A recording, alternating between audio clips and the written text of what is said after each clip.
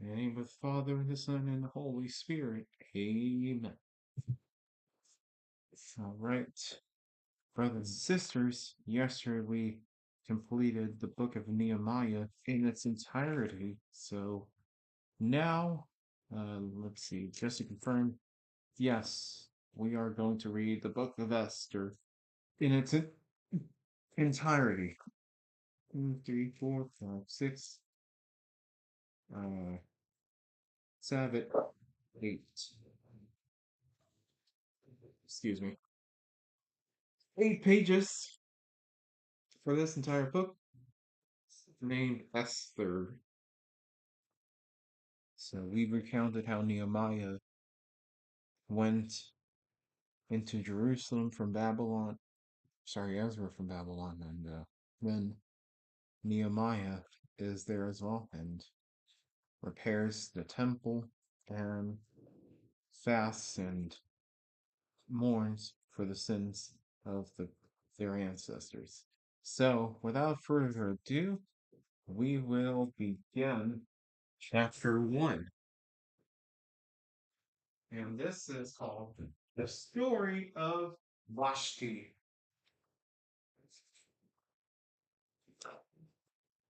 Now it came to pass in the days of Ahasuerus, this is Ahasuerus, which reigned from India even unto Ethiopia, over 127 provinces.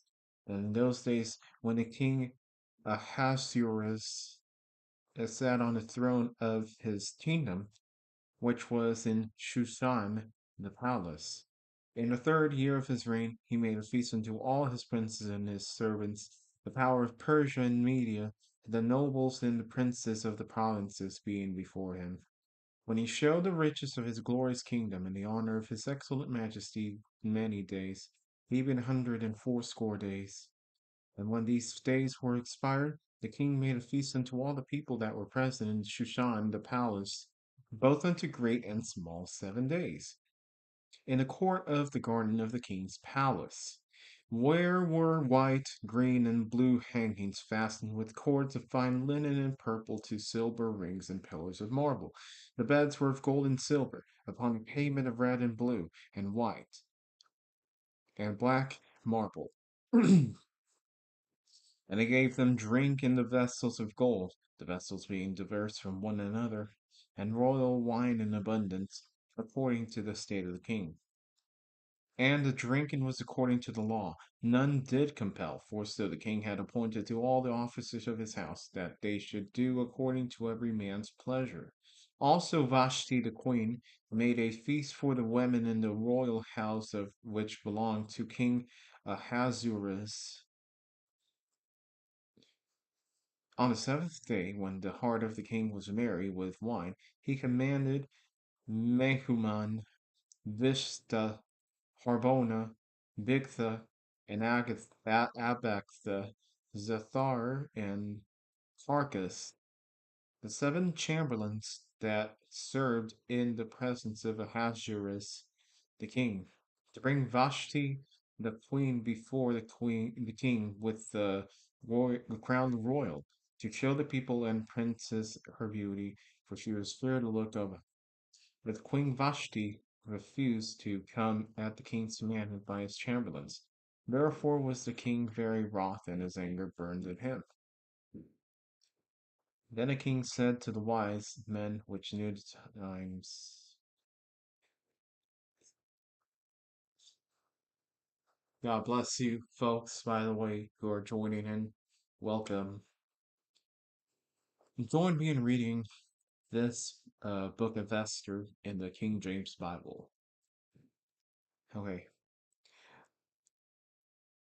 Isaac Zin 77. I probably mispronounced your name, but welcome in. Sorry. Then the king said to the wise men, which knew the times, for so was the king's matter toward all that knew law and judgment. And the next sent to him was Karshina, Shethar, and Adamatha, Arshish, Meres, Marcina, and Memucan, the 7 princes of Persia and Media, which saw the king's face, and which sat the first in the kingdom. What shall we do unto the queen Vashti according to law? Because she hath not performed the commandment of the king Ahasuerus by the chamberlains. You're Brazilian? Hey, shout out to Brazil. I've heard of their food, and one day I want to try some Brazilian food. Some picanha, some pau de queijo, uh, pão de queijo, what else? Pastel, uh, and caipirinha, or pin, something. Can't pronounce it, but it's a drink. So, what are you reading? I'm reading the book of Esther in the Bible.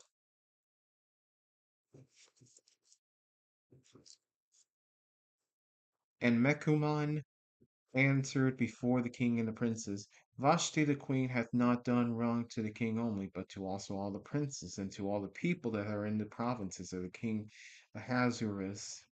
For this deed the queen shall come abroad unto all women, so that they shall despise their husbands in their eyes, wherein when it shall be reported. The king Ahasuerus commanded Vashti the queen to be brought in before him, but she came not. Likewise shall the ladies of Persia and Media say unto all the king's princes, which have heard of the deed of the queen. Thus shall there arise too much contempt and wrath. If it please the king, let there go a royal commandment from him, and let it be written among the laws of the Persians and the Medes, that it be altered, that Vashti come no more before King Ahasuerus, and let the king give her royal estate unto another that is better than she. And when the king's decree which he shall make shall be published throughout all his empire, for it is great, all the wives shall give to her husband's honor, both great and small. And the saying pleased the king and the princes, and the king did according to the word of Mecuman. For he sent letters into all the king's provinces, into every province according to the writing thereof, and to every people after their language, that every man should bear rule in his own house, and that it should be published according to the language of every people.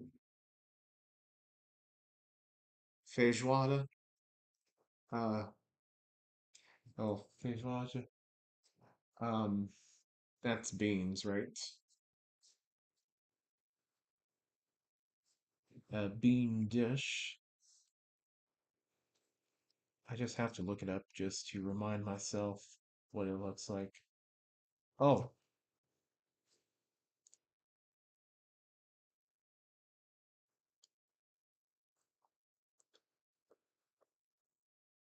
beans with rice, is served.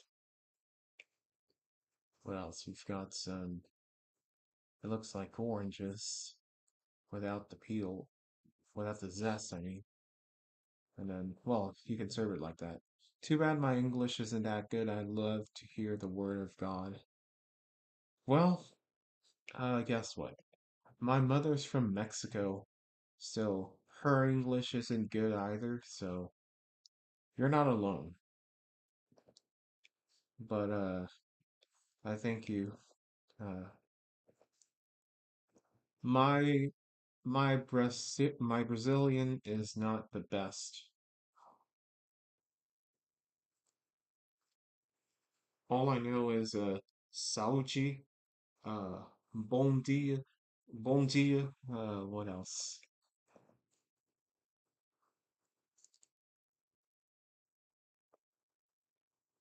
Tudo bem? Uh, so I wish I could speak Brazilian or Brazilian Portuguese. There's, there's Portuguese from Brazil, and there's Portuguese from Portugal. So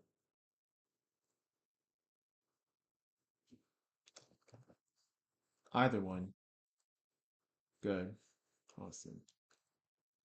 Free Palestine brother said hi. Rajiv Dwiki Ramad. God bless you. Welcome in. Have you ever played football? Yes, I've played football. Both football, the sport well, here in the United States, we call football the sport where you throw the ball. But the other football we call soccer. That's the one where you kick the ball. I've played both. I play football, the one where you play with your feet. I played that as a kid, and the other football I played in high school. So yeah, yes, I. You can say I have played football.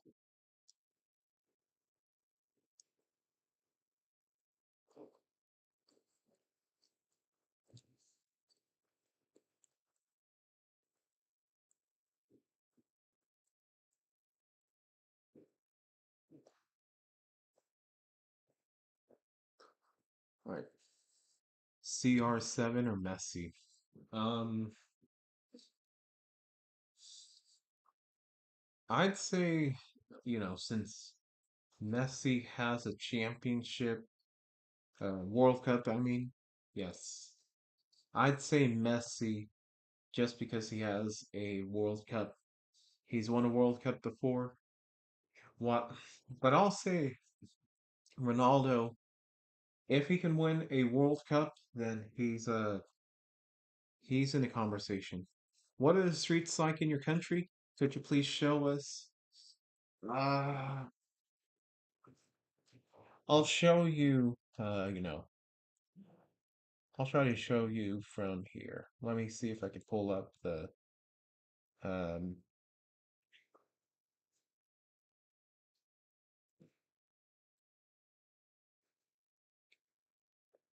this is more or less what it looks like. Let me pull it up. Here it is.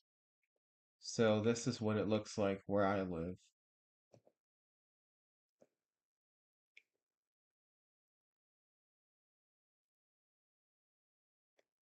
There's a church right there. And if you go up next there, this is a church I go to right there. It's a Catholic church. So really nice. Hi, how is your day doing?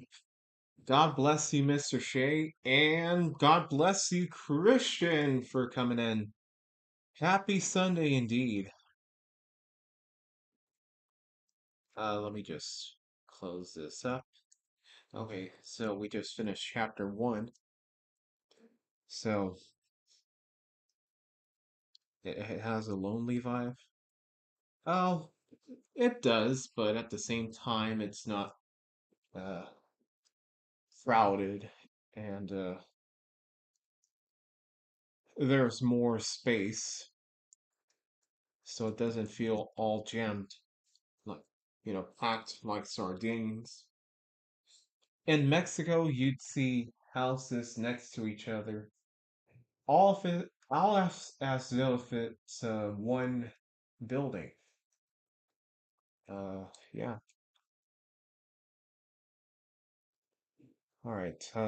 I'm going to look up how to pronounce Ahasuerus. Ahasuerus. Ahasuerus.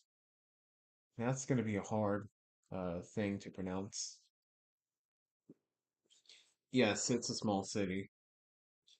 There's like just barely above 10,000 people in the where I live. Yeah, just above 10,000 in the whole city.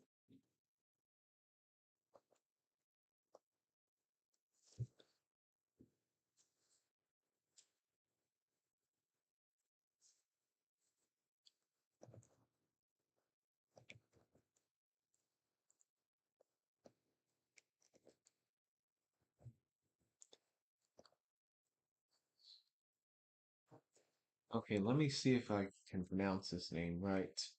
Ahasuerus, the king, calls for the queen Vashti, but Vashti refuses, and so the king's very angry at her and sends a decree to all the other kings to make sure that they don't rebel against their uh, to make sure queens don't rebel against their king.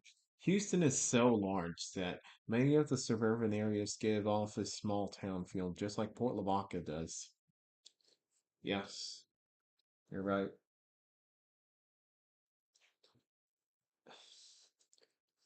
Now, if it weren't for, you know, that hurricane in 1900 or something, uh, Indianola would not be a ghost town. It would actually be a decently sizable uh, city. Okay. Oh, not 1900. I meant to say 1875 and 1886.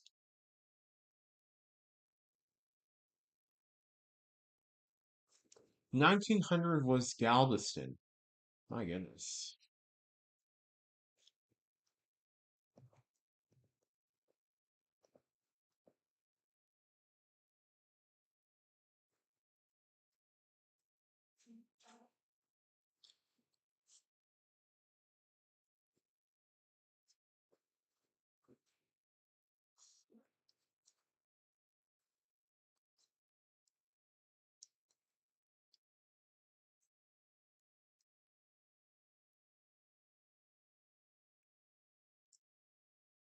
Yeah, this USB drive is much faster to copy and delete files from there.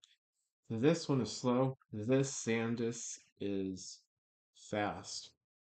I should buy this. Galveston has been ravaged quite a bit over the past few decades. Oh yeah. Sometimes it looks like it's decaying. At least, last time I checked it out, it looked like it was decaying.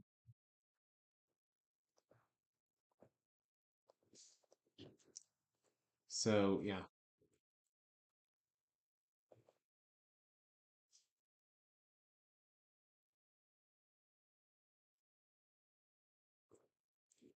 nobody, God bless you. Welcome in.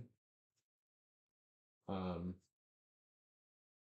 SanDisk is the king of flash drives. Kingston is the next best brand, but I wouldn't buy any others, especially the On brand from Walmart.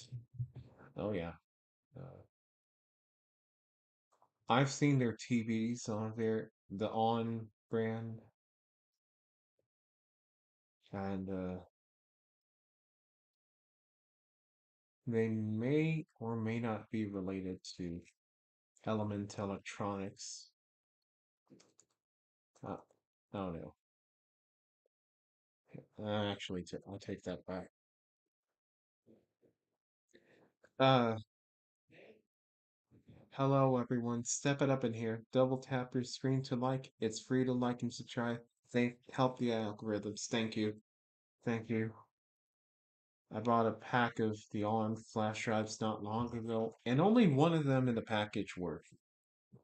Did you take it back for a refund? Oh wait, but one of them worked. So I could see them rejecting the refund.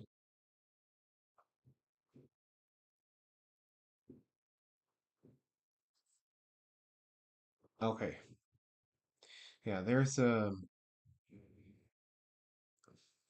completely different brand that was once in circulation. They were known as Element Electronics, and they sold uh, TVs that were assembled in America, as they so eloquently said. But it turned out that the entire product or something was made in China, and they only, uh, I don't know what they did in the United States. I don't know. I'd have to research that some more. Unfortunately, I didn't get to take it back because I discovered it long after I opened them. Yeah, I don't know. I think if one of them works, they might reject it. I could be wrong though. It's 50-50.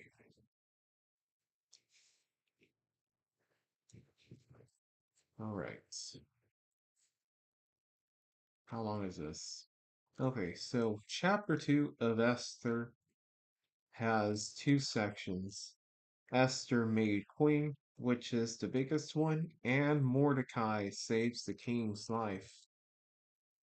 So we'll read that in a moment. But buying on brand in terms of flash drives, at least, is officially a bozo no no in my book. Bozo? No no.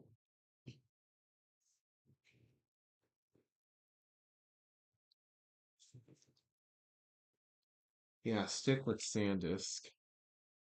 For those of y'all who are wanting to buy some flash drives or some SD cards, SanDisk is the way to go.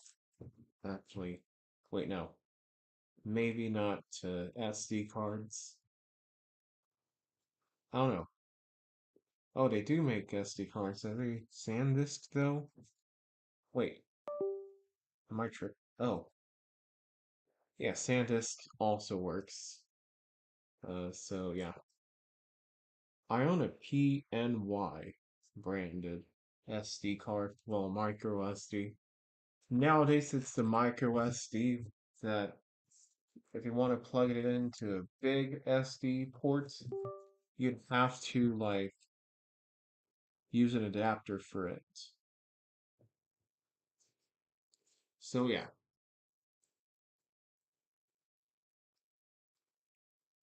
I might buy one of these again, honestly.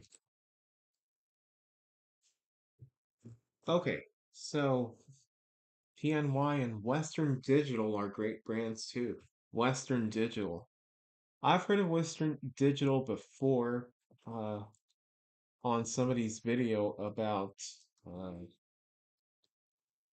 um, an old iMac from 1998. The first generation iMacs.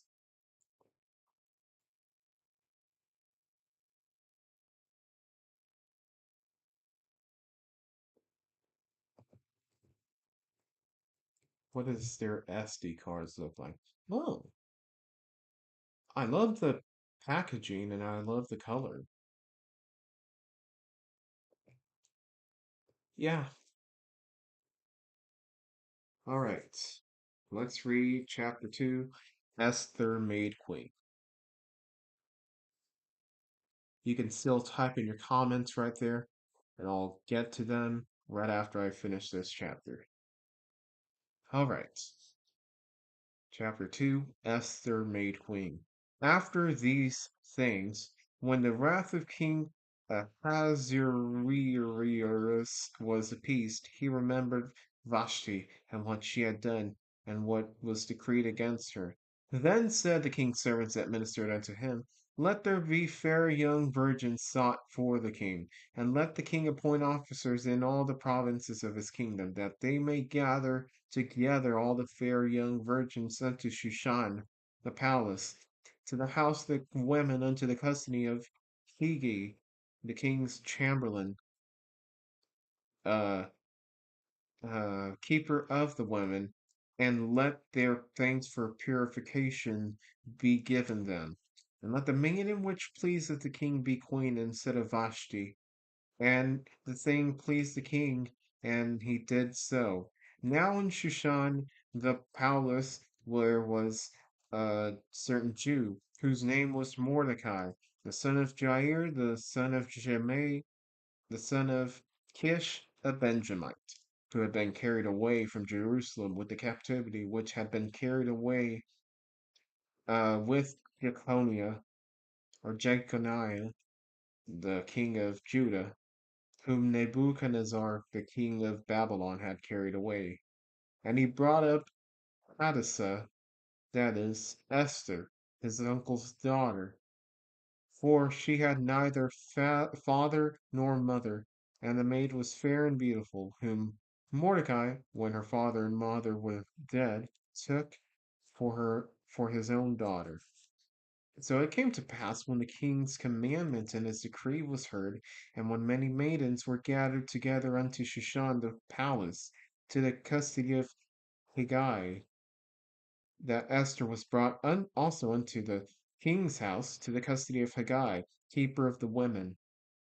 And the maiden pleased him, and she obtained kindness of him, and he speedily gave her her things for purification, with such things as belonged to her, and 7 maidens, which were meet to be given her, out of the king's house.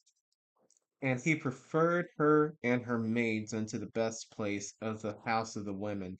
Esther had not showed her people nor her kindred, for Mordecai had charged her that she should not show it.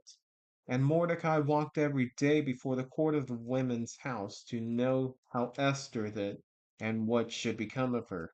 Now, when every maid's turn was come to go into King Ahasuerus, Ahasuerus. After that she had been 12 months, according to the manner of the women. For so were the days of their purifications accomplished, to wit, 6 months of oil of myrrh, and 6 months with sweet odors, and with other things for the purifying of the women. Then thus came every maiden unto the king.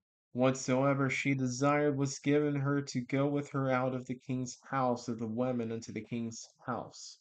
And at evening she went, and on the morrow she returned into the second house of the women to the custody of Shashgaz, the king's chamberlain, which kept the concubines. She came in unto the king no more, except the king delighted in her, and that she were called by name. Now, when the turn of Esther, the daughter of Abihail, the uncle of Mordecai, who had taken her for his daughter, was come to go in unto the king, she required nothing but what Hegai, the king's chamberlain, the keeper of the women, uh, appointed. And Esther obtained favor in the sight of all them that looked upon her. So Esther was taken unto King Ahasuerus into his house royal in the 10th month, and which is the month Tebeth, in the 7th year of this reign. And the king loved Esther above all the women, and she obtained grace and favor in his sight more than all the virgins, so that he set the royal crown upon her head, and made her queen instead of Vashti. Then the king made a great feast unto all his princes and his servants, even Esther's feast. And he made a release to the provinces and gave gifts according to the state of the king.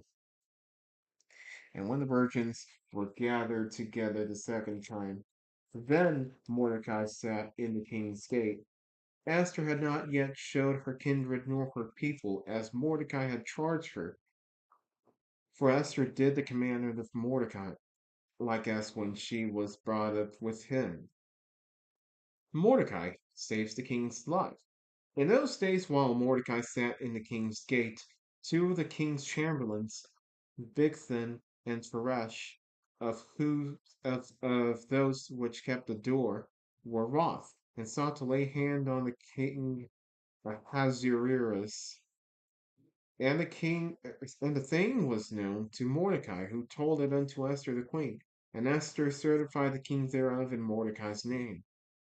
And when inquisition was made out of the matter, it was found out. Therefore they were both hanged on a tree, and it was written in the book of the Chronicles before the king. So that's chapter 2, folks. And so what chapter 2 is talking about is Esther is brought before the king so that she can be queen. See, Esther was brought up by Mordecai. She was raised by Mordecai. And her mother and her father did not exist any longer at that time. So that's why Mordecai decided to take her as her daughter.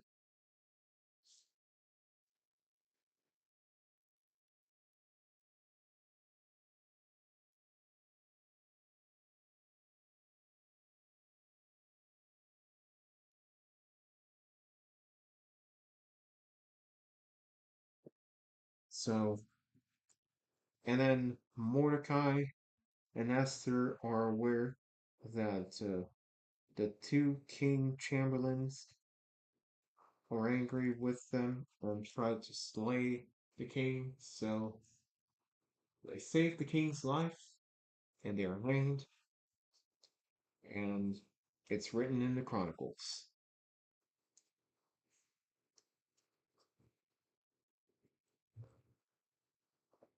So there's that.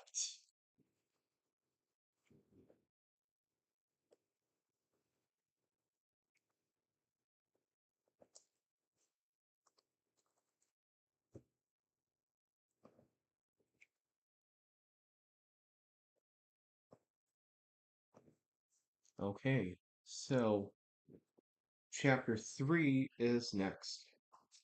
We've already read uh, 1/4 of the way of the book of Esther. Can you believe that? It's a short book, which makes it convenient for us to read it all at once. So let's begin chapter 3, which is all one section. The conspiracy of Haman. After these things, the king Ahasuerus promote Haman, the son of Hammedatha, the Agagite, and advanced him, and set his seat above all the princes that were with him. And all the king's servants that were in the king's gate bowed and reverenced Haman, for the king had so commanded concerning him. But Mordecai bowed not, nor did him reverence. Then the king's servants which were in the king's gate said unto Mordecai, Why transgressest thou the king's commandments? Now it came to pass when they spake daily unto him, when he hearkened not unto them, they told Haman to see whether Mordecai's matters would stand, for he had told them that he was a Jew. And when Haman saw that Mordecai bowed not, nor did him reverence, then was Haman full of wrath. And he thought scorn to lay hands on Mordecai alone, for they had showed him the people of Mordecai. Wherefore Haman sought to destroy all the Jews that were throughout the whole kingdom of Ahasuerus, even the people of Mordecai. In the first month, which that is the month Nisan, in the 12th year of King Ahasuerus, they cast pur, with that is the lot, before Haman from day to day, and from month to month, to the 12th month, that is the month Adar. And Haman said unto King Ahasuerus, There is a certain people scattered abroad and dispersed among all the people in all the provinces of thy kingdom, and their laws are diverse from all people. Neither keep they the king's laws. Therefore it is not for the king's profit to suffer them. If it please the king, let it be written that they may be destroyed, and I will pay 10,000 talents of silver to the hands of those that have the charge of the business to bring it into the king's treasures. And the king took his ring from his hand and gave it unto Haman the son of Hammedatha the Agagite, the Jews' enemy. And the king said unto Haman, The silver is given to thee, the people also, to do with them as it seemeth good to thee. Then were the king's scribes called on the 13th day of the first month, and there was written according to all that Haman had commanded unto the king's lieutenants, and to the governors that were over every province, and to the rulers of every people of every province according to the writing thereof, and to every people after their language. In the name of King Ahasuerus was it written, and sealed with the king's ring. And the letters were sent by post into all the king's provinces to destroy, to kill, and to cause to perish all Jews, both young and old, little children and women, in one day, even upon the 13th day of the 12th month, which is the month Adar, and to take the spoil for them of them for a prey. The copy of the writing for a commandment to be given in every province was published unto all people, that they should be ready against that day. The post went out, being hastened by the king's commandment, and a decree was given in Shushan, the palace. And the king and Haman sat down to drink, but the city Shushan was perplexed. So that's the entirety of chapter 3. Oh, thank you, Christian.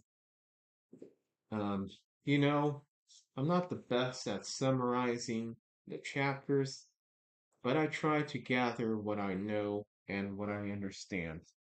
And from what I can understand on chapter 3, after they promoted Haman, uh, everybody bowed down except for Mordecai, as Mordecai was a Jew, I believe.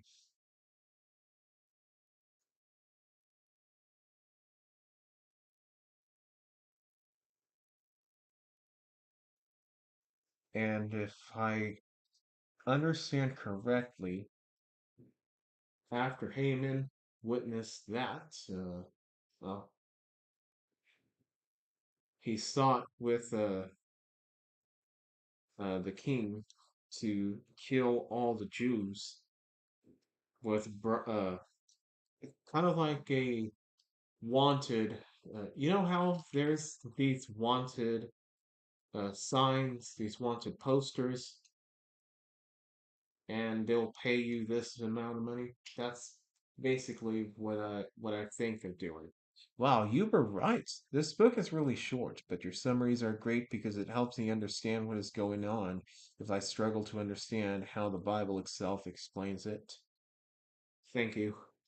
And look, I'll say this every time that I remember, but I don't claim to be a Bible expert.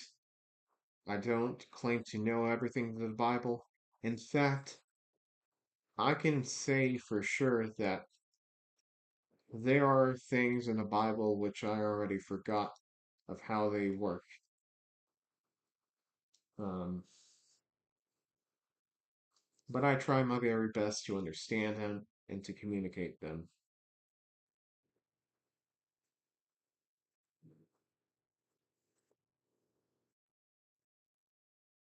It's kind of like a genocide bribery.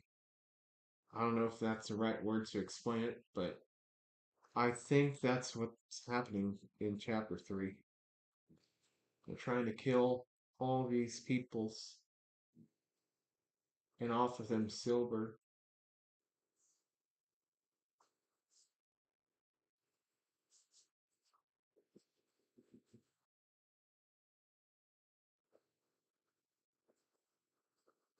And just like that, we're up to chapter 4, which is all one section called Fasting Among the Jews.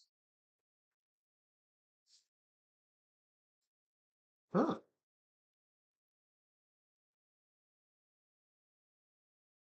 Chapters uh, 3 through 8 all consist of one section chapters, whereas chapter 9 is divided into two, and then chapter 10 is one short section.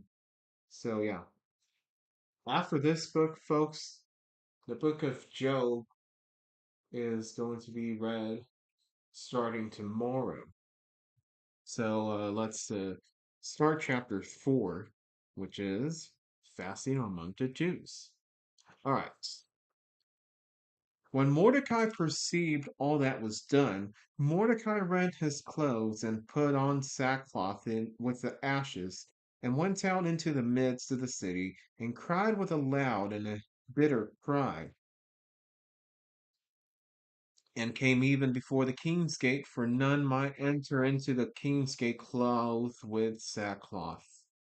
And in every province, whithersoever the king's commandment and his decree came, there was great mourning among the Jews, and fasting, and weeping, and wailing, and many lay in sackcloth and ashes. So Esther's maids and her chamberlains came and told it her. Then was the queen exceedingly grieved, and she sent raiment to clothe Mordecai, and to take away his sackcloth from him. But he received it not. Then called Esther for Hatak, one of the king's chamberlains, whom he had appointed to attend upon her, and gave him a commandment to Mordecai to know what it was and why it was. So Hatak uh, went forth to Mordecai unto the street of the city, which was before the king's gate. And Mordecai told him all that had happened unto him, and of the sum of the money that Haman had promised to pay the king's treasuries for the Jews to destroy him. Also, he gave him the copy of the writing of the decree that was given at Shushan to destroy them, to shew it unto Esther, and to declare it unto her, and to charge her that she should go in unto the king to make supplication unto him, and to make request before him for her people. And Hadad came and told Esther the words of Mordecai. Again Esther spake unto him, and gave him commandment unto Mordecai. All the king's servants and the people of the king's provinces do know that whosoever, whether man or woman, shall come unto the king into the inner court, who is not called, there is one law of his to put him to death, except to such whom the king shall hold out the golden scepter, that he may live. But I have not been called to come in and unto the king these 30 days. And he told to Mordecai Esther's words. Then Mordecai commanded to answer Esther, think not with thyself that thou shalt escape in the king's house more than all the Jews. For if thou altogether holdest thy peace at this time, then shall their enlargement and deliverance arise to the Jews from another place. But thou and thy father's house shall be destroyed. And who knoweth whether thou art come to the kingdom for such a time as this? Then Esther bade them return from Mordecai. Uh, then Esther bade them return Mordecai this answer. Go, gather together all the Jews that are present in Shushan, and fast ye for me, and neither drink nor eat nor drink 3 days, night or day. I also and my maidens will fast likewise. So I will go in unto the king, which is not according to the law, and if I perish, I perish. So Mordecai went his way and did according to all that Esther had commanded him.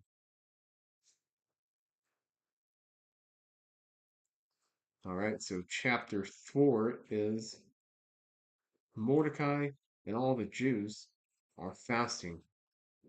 They put on sackcloth to fast and mourn, and they plead to Esther to not kill them and to intercede for them against the king. That's what I can gather right there.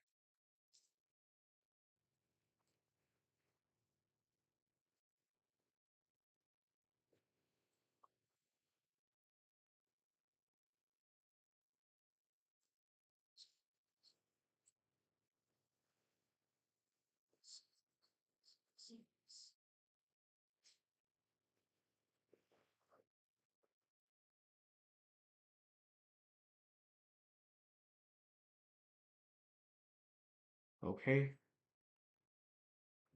next up is chapter 5,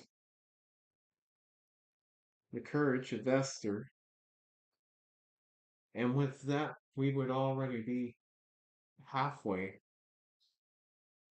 I think we're even halfway already through this whole book of Esther, because the last page is not in an entire page.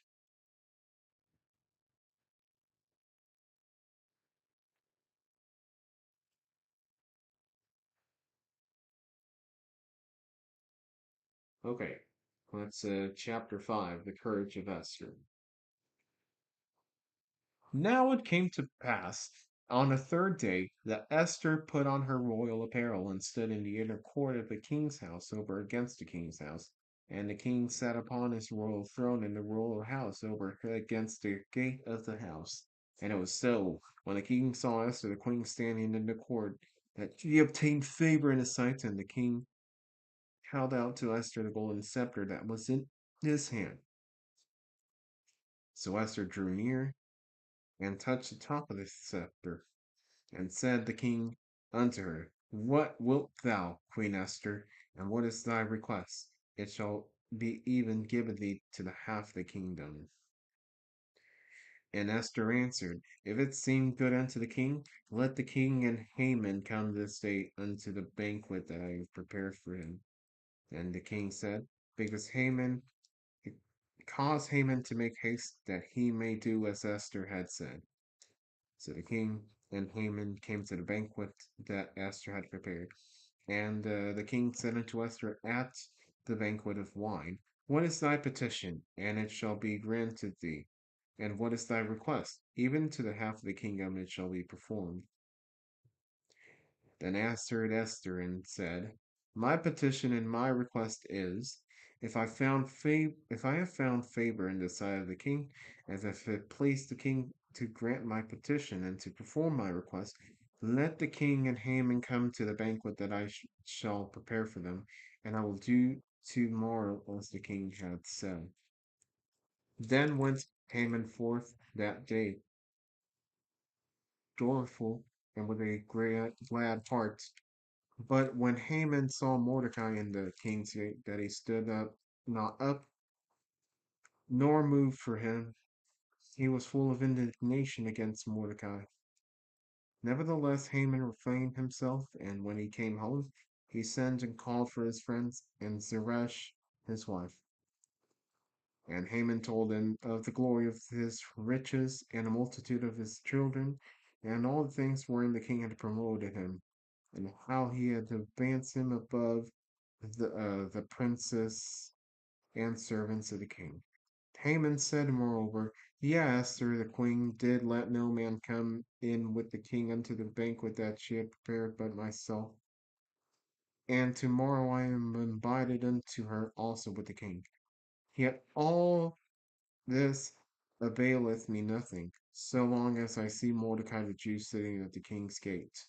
Then said Zeresh, his wife, and all his friends unto him, Let a gallows be made of 50 cubits high, and tomorrow speak thou unto the king, that Mordecai may be hanged thereon. And then go thou in merrily with the king unto the banquet. And the thing pleased Haman, and he caused the gallows to be made. Okay, well, Esther prepares the banquet for the king and for uh, Haman, but Haman is still angry at Mordecai.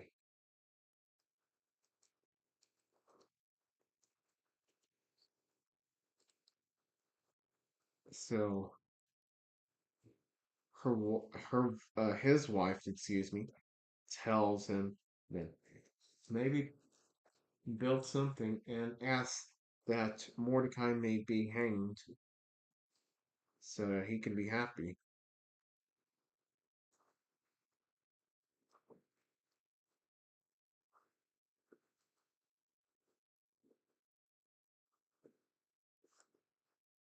Okay, chapter 6, 7, and 8, 9, and 10. Yeah, we already made it halfway, more than halfway through this Bible. So, let's read chapter 6. Haman compelled to exalt Mordecai. On that night could not the king sleep, and he commanded to bring the book of the records of the chronicles, and they were read before the king. And it was found written that Mordecai had told of Bigthana and Teresh, two of the king's chamberlains, the keepers of the door, who sought to lay hand on the king uh, Ahasuerus. And the king said, "What honor and dignity had been done to Mordecai for this?" And said the king's servants that ministered unto him, "There is nothing done for him." And the king said, "Who is in the court?" Now Haman was come into the outward court of the king's house to speak unto the king to hang Mordecai on the gallows that he prepared for him. And the king's servants said unto him, Behold, Haman standeth in the court. And the king said, Let him come in. So Haman came in, and the king said unto him, What shall be done unto the man whom the king delighteth to honor? Now Haman thought in his heart, To whom would the king delight to do honor more than to myself? And Haman answered the king, For the man whom the king delighteth to honor, let the royal apparel be brought which the king useth to wear, and the horse that the king rideth upon, and the crown royal which is set upon his head. And let his apparel and horse be delivered to the hand of one of the king's most noble princes, that they may array the man withal whom the king delighteth to honor, and bring him on horseback through the street of the city, and proclaim before him, Thus shall it be done to the man whom the king delighteth to honor.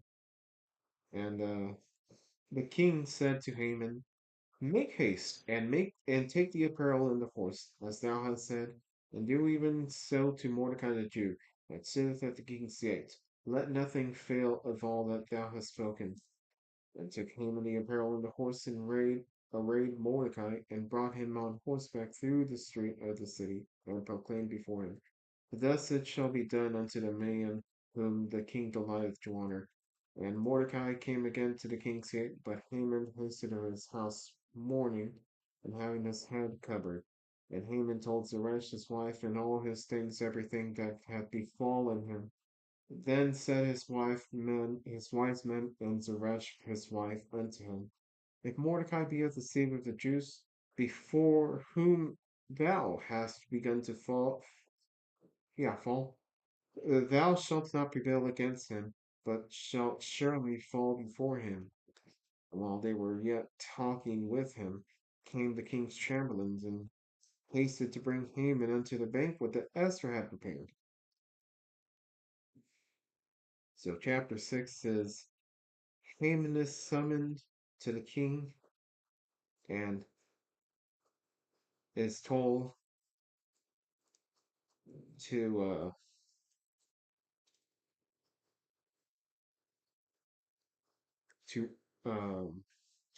appear after Mordecai, which the king had to honor. But after that, Haman goes home and is very disgusted for that because he hates Mordecai, and thus he is notified that he will fall to Mordecai. Okay, so let's read chapter 7 and 8. Esther's banquet, Haman hangeth. This is chapter 7. So the king and Haman came to the banquet of Esther the queen. And the king said again unto Esther on the second day at the banquet wine, What is thy petition, Queen Esther? And it shall be granted to thee. And what is thy request? It shall be performed, even to the half of the kingdom. Then Esther the queen answered and said, If I have found favor in thy sight, O king, and if it please the king, let my life be given me at my petition, and my people at my request. For we are sold, I and my people, to be destroyed, to be slain, and to perish. But if we have been sold for bond and bondwomen, I had held my tongue, although the enemy could not countervail the king's damage. Then the king Ahasuerus answered and said unto Esther the queen, Who is he and where is he that durst presume in his heart to do so? And Esther said, The adversary and enemy is this wicked Haman. And Haman was afraid before the king and the queen. And the king, arising from the banquet of wine in his wrath, went into the palace garden, and Haman stood up to make request for his life to Esther the queen, for he saw that there was evil determined against him by the king. Then the king returned out of the palace garden into the place of the banquet of wine, and Haman was fallen upon the bed whereon Esther was, and said the king, will he force the queen also before me in the house? As the word went out of the king's mouth, they covered Haman's face. And Harbonah, one of the chamberlains, said before the king, behold also the gallows 50 cubits high, which came with Haman had made for Mordecai, who had spoken good for the king, standeth in the house of Haman. Then the king said, hang him thereon.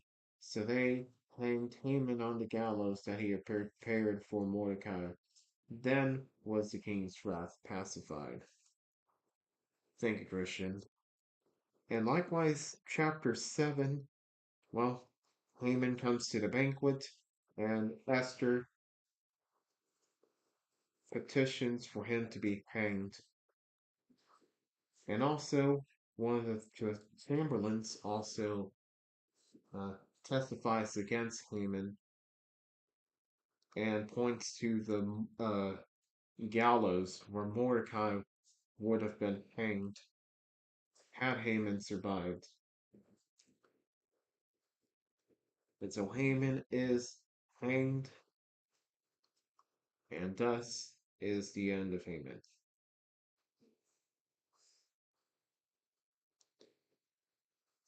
Okay, so yeah, so Queen Esther is successful at this stage in interceding uh, to the king on behalf of Mordecai.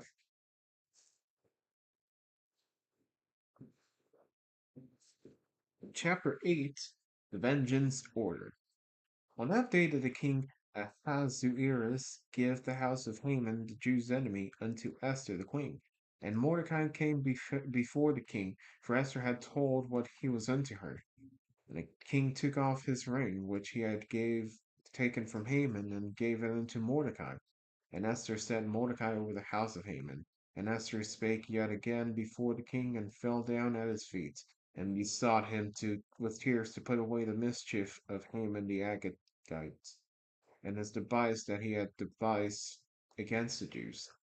Then the king held out the golden scepter toward Esther. So Esther arose and stood before the king, and said, if it please the king, and if I have found favor in his sight, and the thing seem right before the king, and I be pleasing in his eyes, let it be written to reverse the letters devised by Haman the son of Hammedatha the Agagites, which he wrote to destroy the Jews which were all the king's provinces. For how can I endure to see evil that shall come unto my people? Or how can I endure to see the destruction of my kindred? Then the king Ahasuerus said unto Esther the queen, and to Mordecai the Jew, behold, I have given Esther the house of Haman, and him they have hanged upon the gallows, because he had laid his hand upon the Jews. Write ye also for the Jews, as it liketh you, and the king's name, and seal it with the king's ring. For the writing which is written in the king's name and sealed with the king's ring may no man reverse. Then were the king's scribes called at that time in the third month, that is, the month Sivan, on the 23rd day thereof. And it was written according to all that Mordecai commanded unto the Jews, and to the lieutenants, and the deputies, and the rulers of the provinces which are from India unto Ethiopia, 127 provinces, unto every province according to the writing thereof, and unto every people after their language, and to the Jews according to their writing, and according to their language. And he wrote to the king Ahasuerus' name, and sealed it and sealed it with the king's ring, and sent letters by post on horseback, and riders on mules, camels, and young dromedaries, or, or dromedaries, wherein the king granted to the Jews which were in every city to gather themselves together, and to stand for their life, to destroy, to slay, and to cause to perish all the power of the people in province that would assault them, both little ones and women, and to take spoil of them for a prey. Upon one day in all the provinces of King Ahasuerus, namely, upon the 13th day of the 12th month, which is the month Adar, the copy of the writing for a commandment to be given in every province was published unto all people, and that the Jews should be ready against that day to avenge themselves on their enemies. So the post that rode upon mules and camels went out, being hastened and pressed on by the king's commandment, and the decree was given at Shushan the palace. And Mordecai went out from the presence of the king in royal apparel of blue and white, and with a great crown of gold, and with a garment of fine linen and purple. And the city of Shushan rejoiced and was glad.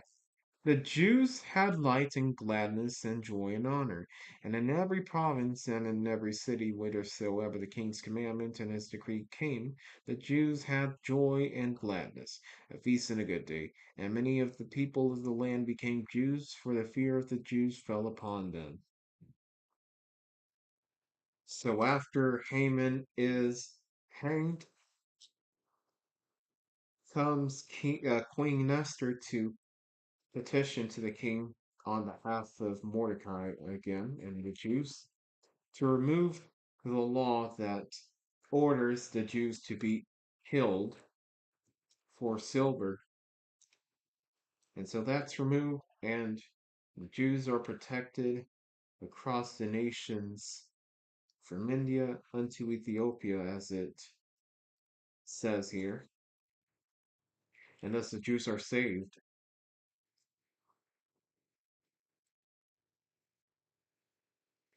And it also says to the Jews, prepare for the event where you have to fight for your life. And thus is what it says in chapter 8 of Esther. So, one more quarter of the way through, and we will finish the book of Esther. But if y'all can excuse me, I have to go to the bathroom. Be right back.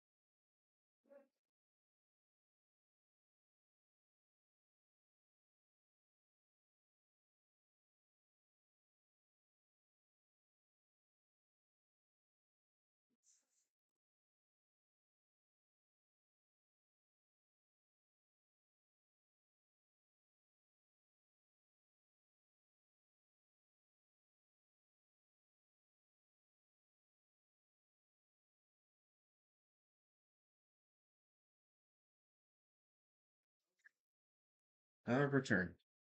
History truly repeats itself. Jews continue to be persecuted to this day, sadly. Yeah, it's awful. And it kind of goes against uh, uh, what Jesus had proclaimed to us, which our church said this during Mass today as well. They said, Jesus said, I give you a new commandment. Love, uh, love each other as I have loved you. Love one another as I have loved you. And yes, while the Jews and even the Muslims have different perspectives on what happened in terms of Jesus and whatnot and God, well, in the end, I think we have to love one another regardless. And nobody is truly innocent, to be honest. But uh, we have to learn to love. Jesus wants us to love thy neighbor, regardless of who they are and what their background is. Yes, that also includes loving the unsaved and evil as well. That is true. That's so true. And unfortunately, it's something that, yes, evil as in the evil people, not their evil works. Yeah, it's kind of like,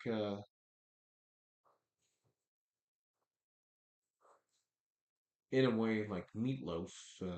I'd do anything for love, but I won't do that.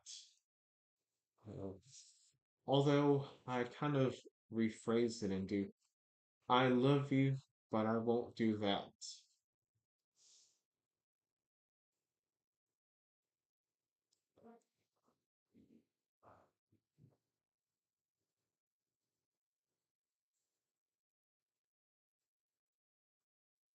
Okay,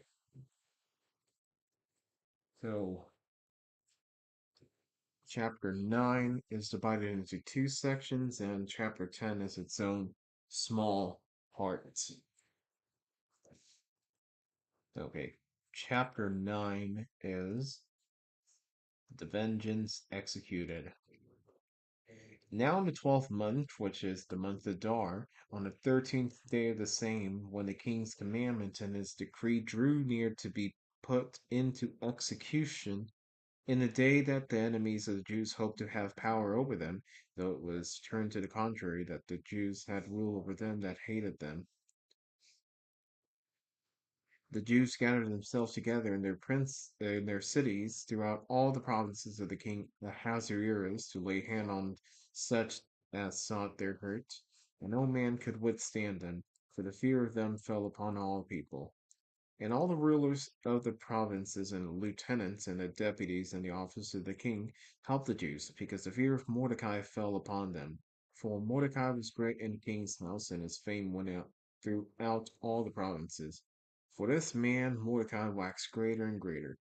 Thus the Jews smote all of their enemies with the stroke of the sword, and slaughter and destruction, and did what they would do unto those that hated them. And in Shushan, the palace, the Jews slew them and destroyed 500 men. And Harshandatha, and Delphon, and Asapatha, and Portha, and Adalia, and Aridatha, and Parmashta, and Arizai, and Aridai, and Bajesatha. The 10 sons of Haman, the son of Hammedatha, the enemy of the Jews, slew they, but on the spoil laid they not their hand. On that day, the number of those that were slain in Shushan the palace was brought before the king. And the king said unto Esther the queen, the Jews have slain and destroyed 500 men in Shushan the palace, and the 10 sons of Haman. What have they done in the rest of the king's provinces? Now what is thy petition, and it shall be granted thee? Or what is thy request further, and it shall be done. God wants us to love others, but be 100% against the evil, sinful actions of others while still loving the person themselves. Yes. There's an adage that I learned: God loves the people, but not the sin.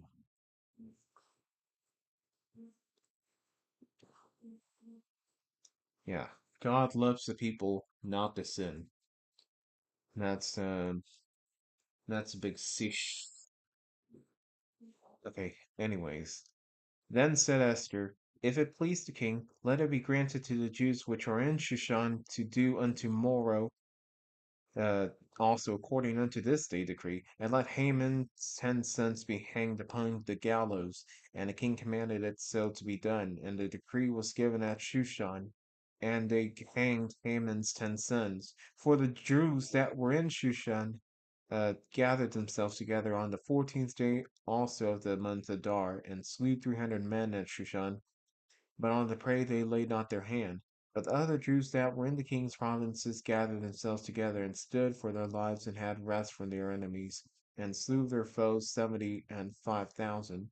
But they laid not their hands on the prey. On the 13th day of the month Adar, and on the 14th day of the same rested they, and they made it a day of feasting and gladness.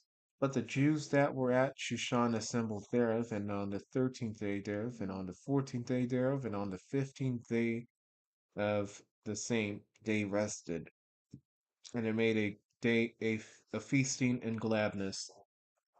Therefore the Jews of the villages that dwelt in the unwalled towns made the 14th day of the month Adar a day of gladness and feasting, and a good day, and of sending portions one to another.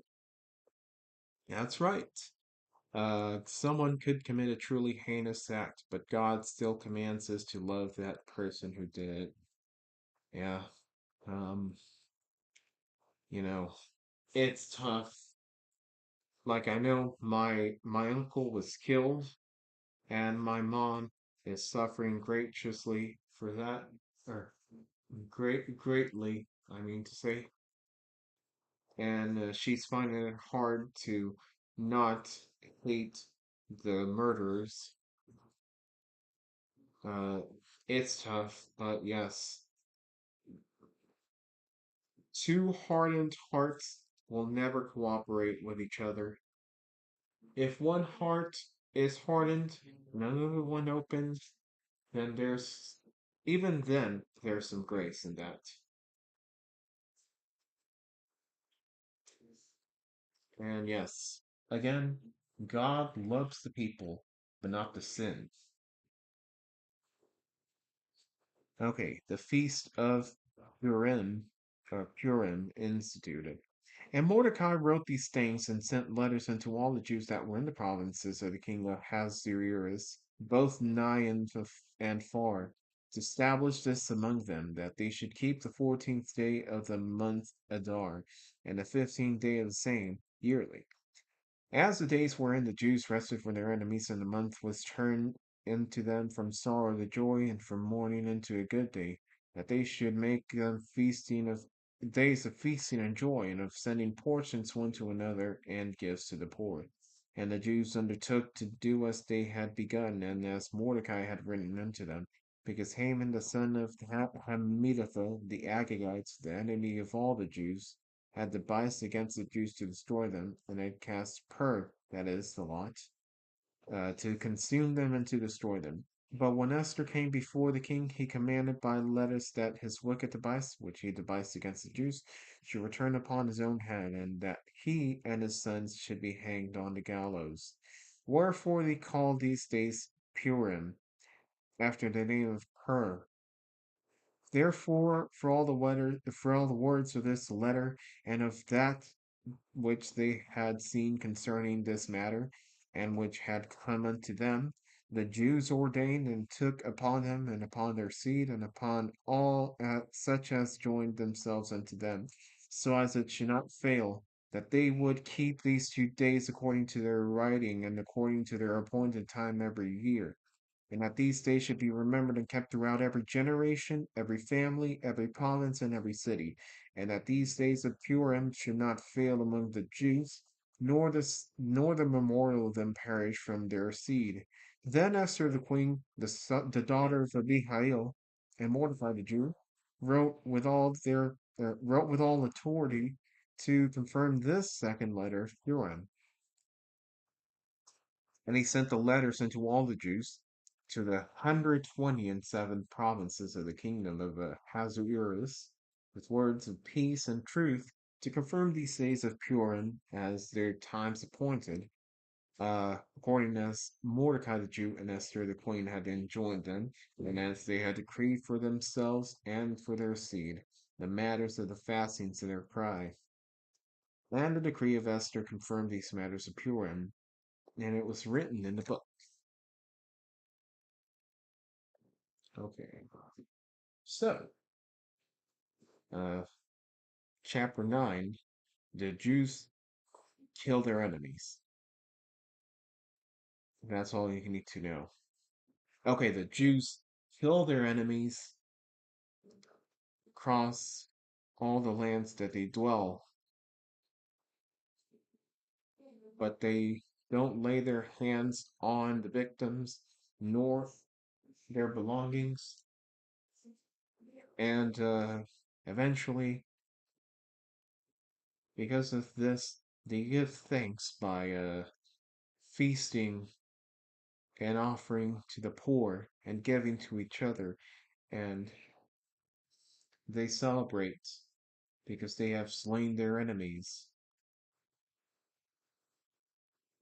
And last but not least, chapter 10, Mordecai, prime minister, and the king Ahasuerus laid a tribute upon the land and upon the isles of the sea.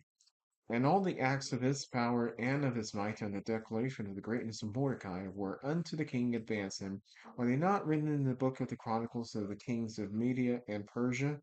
For Mordecai the Jew was next unto King Ahasuerus, and great among the Jews, and accepted of the multitude of his brethren, and seeking the wealth of his people, and speaking peace to all his seed.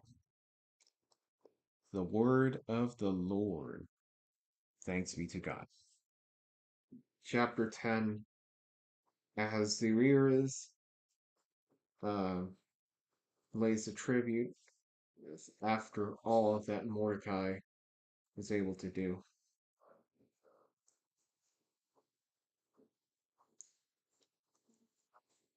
And thus Mordecai was seen as the king's, uh, uh, I'm not sure how to describe this, but he is highly exalted for all that he's done. And he's highly respected by the king and the queen and by everybody in the lands. And he is powerful because of what he has been able to do in preventing the slaying of the Jews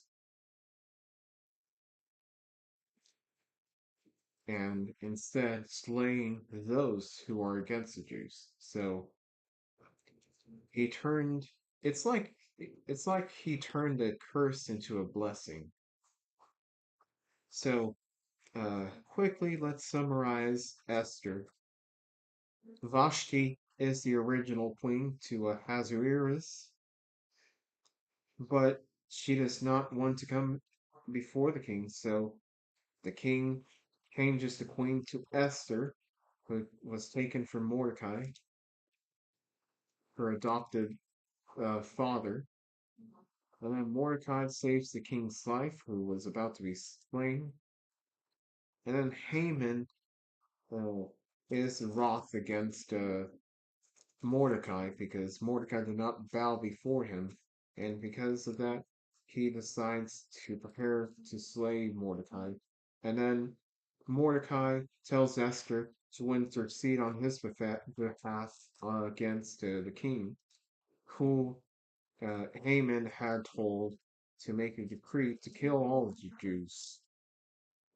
And then Haman is set up in a banquet and Haman is hanged. And thus, they reversed that order to kill all the Jews, and instead, the Jews prevail and are protected, and the enemies who sought to slay the Jews are killed, and thus Mordecai is respected. So, that's what I can gather from this book, and that's the book of Esther. And then next is the book of Job.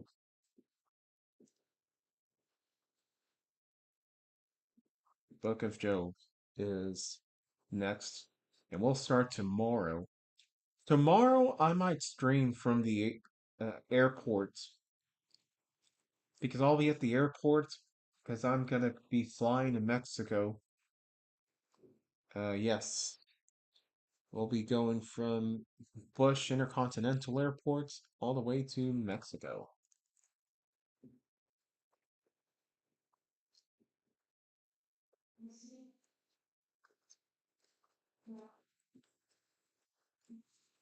Yeah, exactly.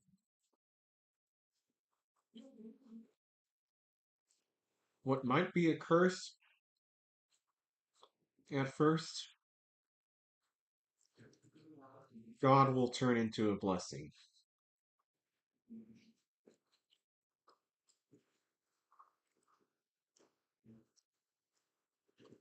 Oh, yeah. I'll be in Houston at the airport. We're going to depart um, at 6 or 7 from my house. And then we'll arrive at about 9 or 10, I should say, depending on traffic. So, yeah, we'll be in Houston and we'll be getting ready to ride on the United Airlines. The flight from Houston to Mexico is going to be on an Embraer, which is a Brazilian aircraft.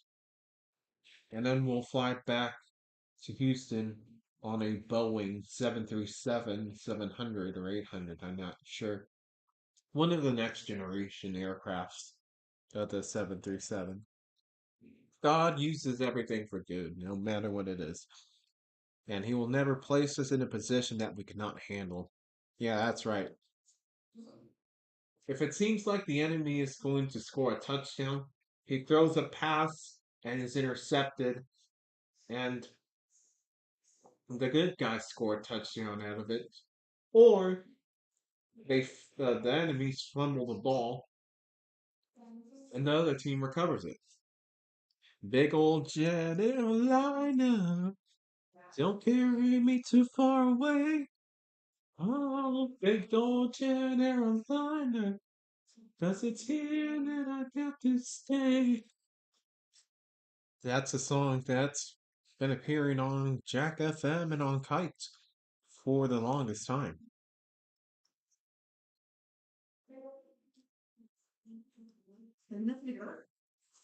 Ya terminé de leer la Biblia. Terminé de leerla. Todavía, pero algo que necesitabas.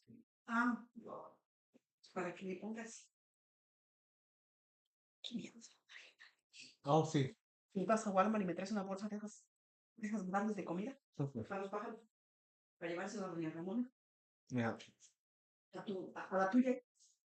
Yeah. Mm, okay.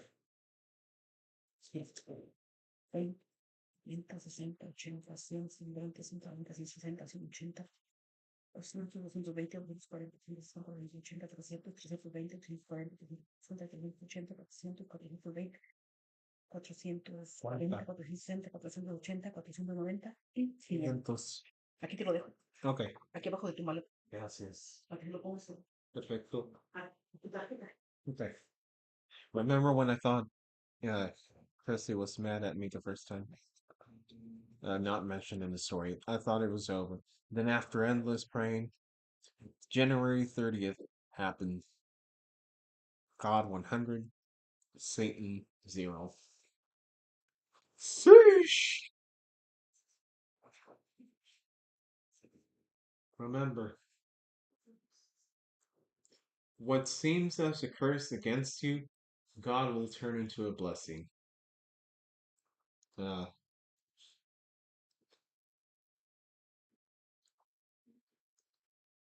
and He does what seems right in His eyes. And He's perfect in all of His ways, and He steers you away from any trouble. And through any challenges you may become uncomfortable with, He'll get you to that. A true sish moment. Exactly. That's what Adam would say. Sish!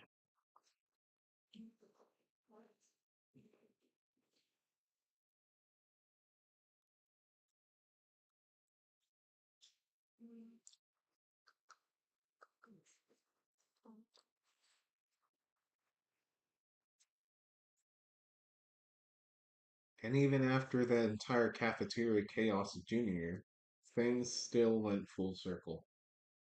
Right.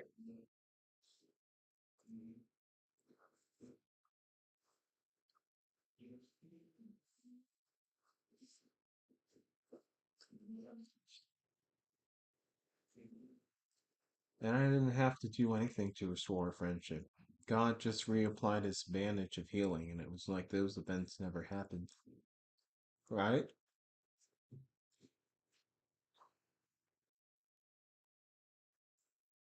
You know how the Seahawks, they had this thing back when Russell Wilson was there? They said, let Russ cook. Well, let God cook.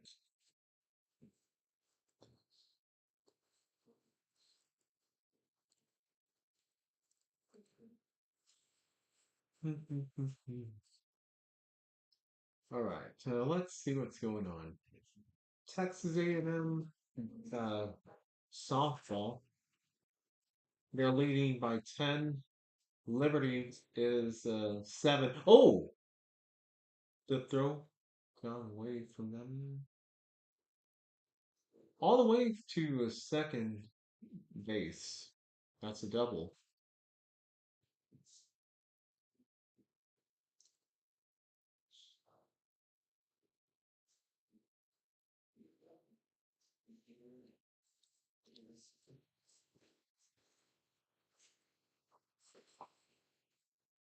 Yeah, right.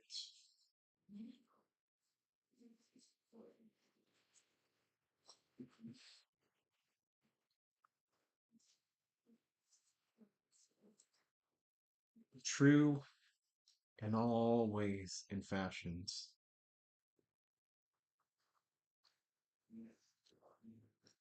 Nothing much to be said other than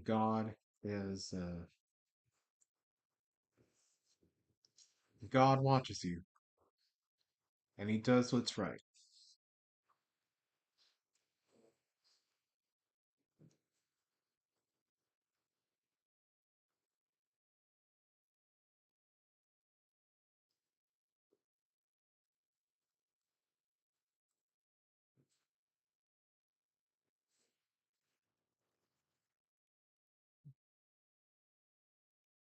I remember returning to the cafeteria for a few minutes near the end of that year to ask her to sign my yearbook. She was incredibly cordial and friendly that day, as if the nightmare never happened. Wow. I forgot. I forgot about that.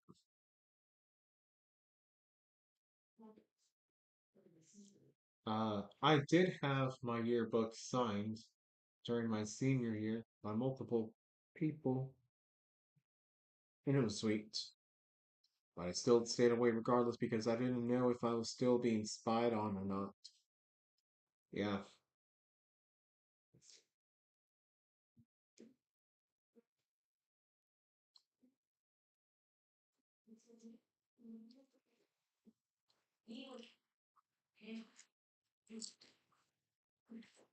yeah. Like I said, I probably run out of things to do with that moment as well.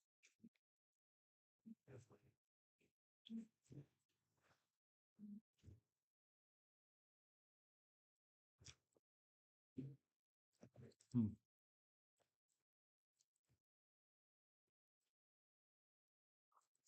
Well, wherever she is, I hope that she's doing great.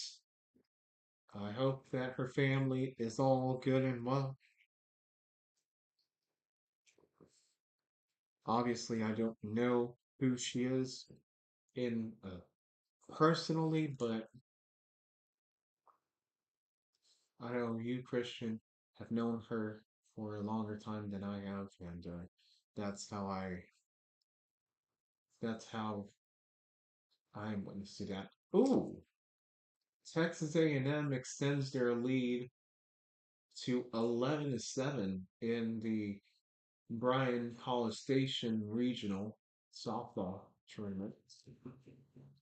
God was not going to allow Satan to win during that time. The pain was seasonal, but God brought me through that season, and before I knew it, it was all good again. No, I'm not even gonna sing it quicker than a ray of light. Yes, sir. God bless her wherever she is. I still pray every day asking God to allow me to see her again and for her to see me differently than she did in high school.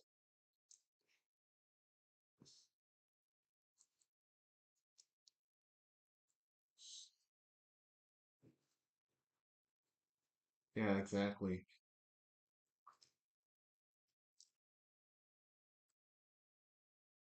I guess, how do I explain this?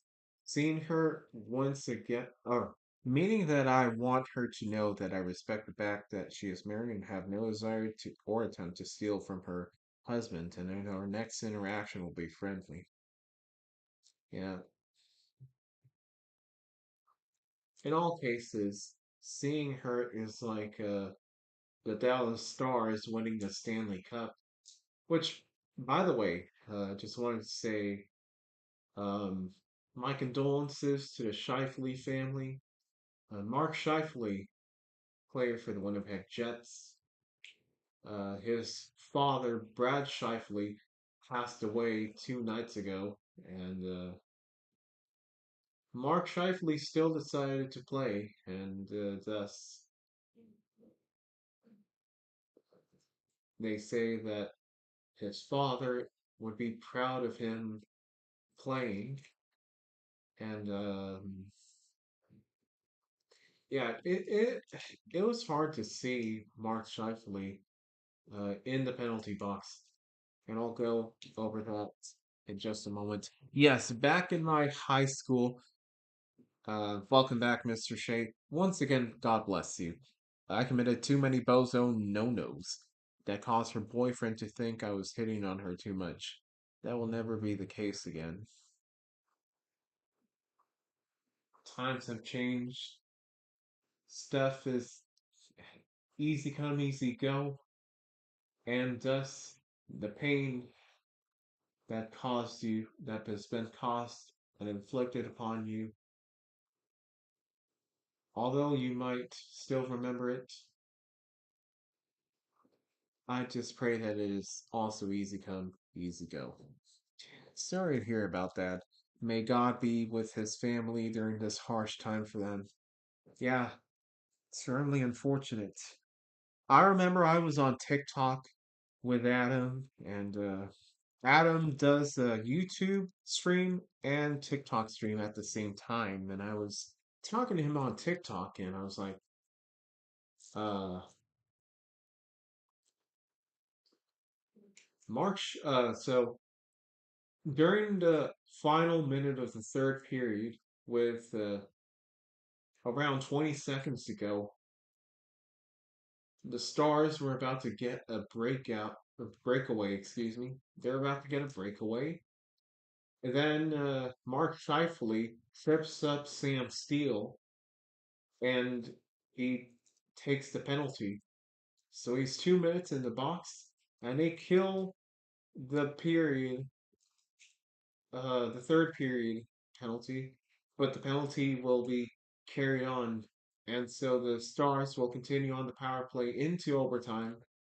And in overtime, Thomas Harley scores, and seeing Mark Scheifele in as helpless as he could be, it was heartbreaking to see that.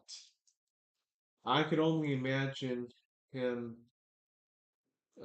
His father died, and now this thing caused him to lose the game and be eliminated. He has it awful. He has it very bad. And my condolences to him. I want Christy to know that I'm not the same guy in high school who just hit on her endlessly. I want her to see the business owner side of me, responsible and respectful on her side as well. Yeah, it'll be definitely a A plus. Please pray about these things for me, brother, and please pray about Mark Shifley's family too. Yes, I will pray. I'll pray at the end of this stream. The penalty box experience must have been a million times for him that day. Oh, you betcha. It's not like the penalty was a bad penalty to take. The guy was the Dallas Stars player, Sam Steele. If he gotten the puck and wasn't tripped, he would have scored.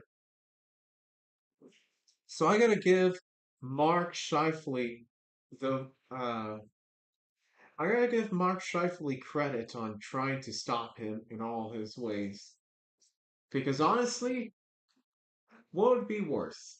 That he score on that breakaway, or that he at least tried to stop him by tripping up and just taking the penalty? Because unfortunately, it's something that we have to learn. We're gonna have to take the punishment for things that we must do to protect. So I feel for Mike Scheifele. It did cost the penalty did cost him the game, but he tried. I'd say it was good what he tried to do for his team. Not only that, that guy played his butt off. He scored the opening goal of the game, although it was later tied at one, uh, and eventually the Stars would win it. But man, giving your heart out and still losing after all this, it's so much to bear.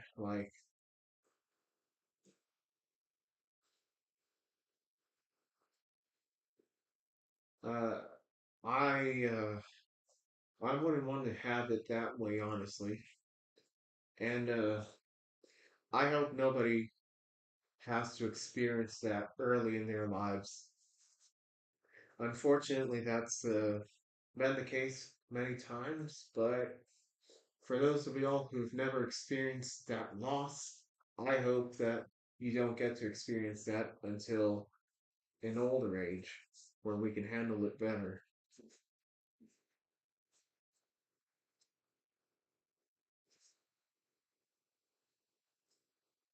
But yeah, Mark Scheifele was extremely devastated. It was bittersweet to see the Dallas Stars win. We may have been rooting for them, but we're still sympathetic with Mark over his loss. Yeah, and very classy for the Dallas Stars, by the way. They've donated.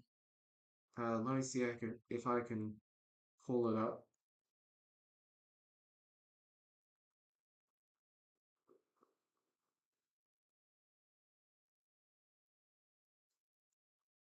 Dallas Stars. By the way, I will mention that um, that penalty he took. People were saying it was a penalty shot, and yes, I did say it could be a penalty shot right there, and but it was a tripping call. It was a 2 minute power play, not a penalty shot. But regardless, I can't blame Mark for that. Okay, here's the article. Let me just close this. 55 for 55. Fans pay tribute to father at Jets Mark Scheifele with more than $30,000 in donations. Let me read off the details.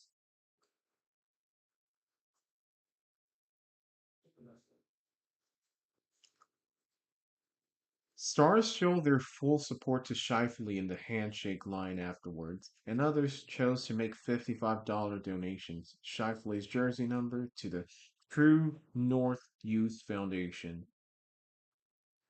In an email to Sportsnet, True North Sports Entertainment spokesperson Krista Sieniewski said that that more than 30,000 had been raised in $55 donations. A wonderful outpouring of support from the hockey community on the very rough day for the Jets family. Our True North Youth Foundation is extremely grateful. Yeah, it's classy of them. Uh, oh, I have to put money in my card. My mom we have to put money in our card for United Airlines because they're going to charge us for our baggage. So, yeah, God bless the Stars. Stars showing good sportsmanship by showing support for Mark, a team full of big, godly hearts. Exactly. Uh, God bless the Stars, and God bless Mark Scheifele wherever he is. Uh, Reload limit at HEV.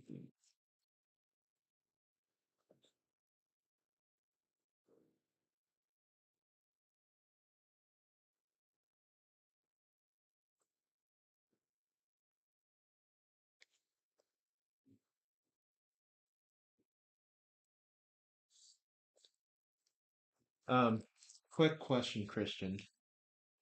Do HEB have a certain limit where you have to put? I don't know if you do this in HEB, but do you put money into your card at HEB during the checkout?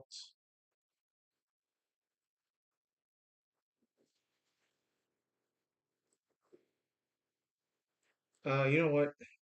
I have to go, but I'll be live on this other stream right here.